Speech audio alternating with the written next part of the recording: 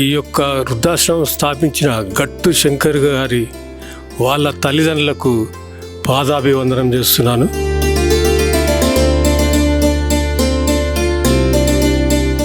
ఇక్కడ చాలా బాగుంది, వృద్ధులను చాలా మంచిగా చూసుకుంటున్నారు. నాకు తెలిసి ఇలాంటి ఆశ్రమం నేను ఎక్కడ చూడలే.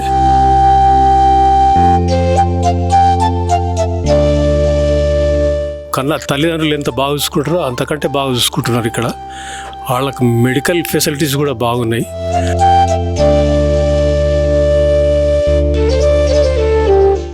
ఫుడ్ కూడా చాలా బాగుంది.